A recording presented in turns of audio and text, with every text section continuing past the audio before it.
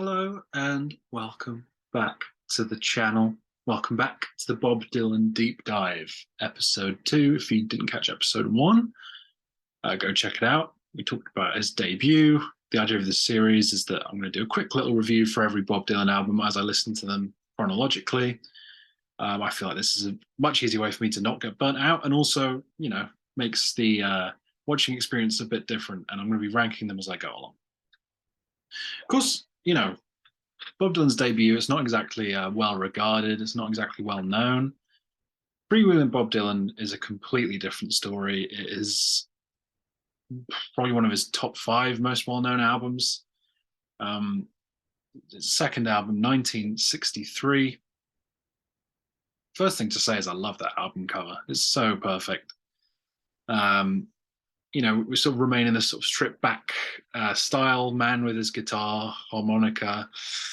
For nearly every track, Karina is the only one with a backing band. The songs get to speak for themselves, and for the most part, they really do. This is the album where Dylan announces himself as arguably the greatest songwriter of all time. You could definitely make that argument. I'm not here to make that argument.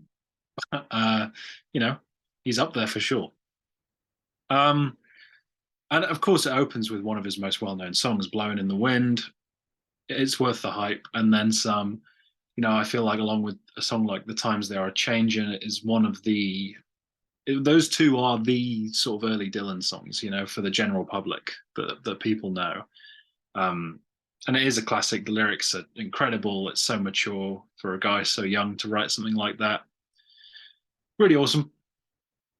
Then it goes straight into "Girl from the North Country," which of course would later be remade into a duet with Johnny Cash. But I actually think the original version might be better. I love it a lot. I love both versions. I'm not slighting the Johnny Cash version.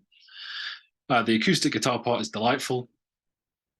And I think what really sets this album apart is, I mentioned on the debut that he has this own sort of unique personality, which makes it an interesting, fun listen.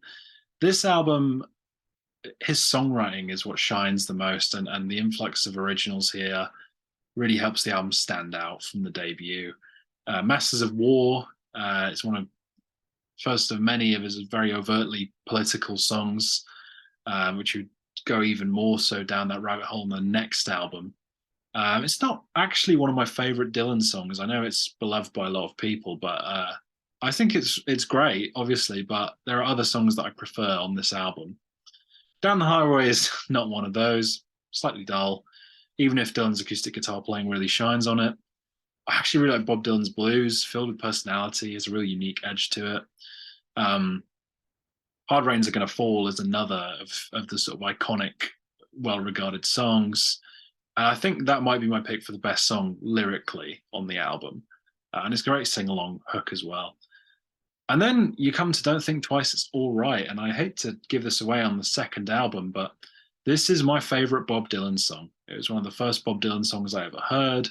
It's a beautiful song. Just, he's got such a cool attitude on this song.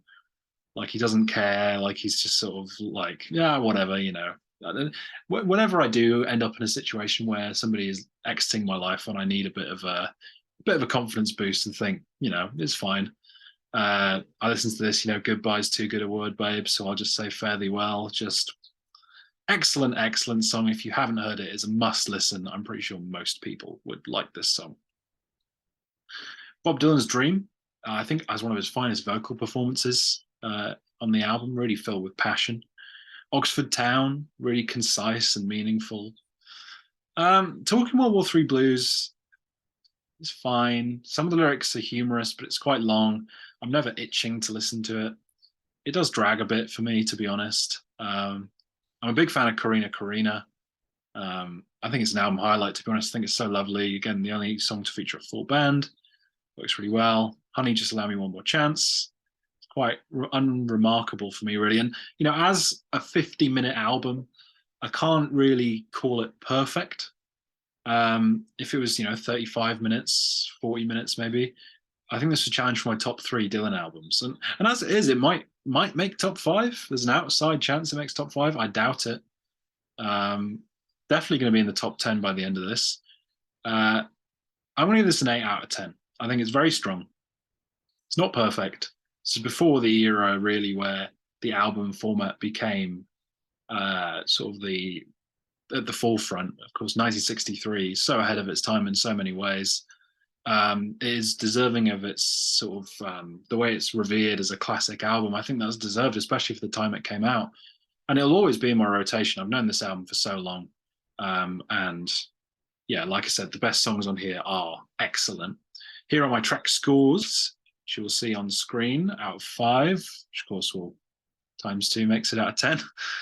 As you will see, my least favorite song, as I mentioned, is Down the Highway.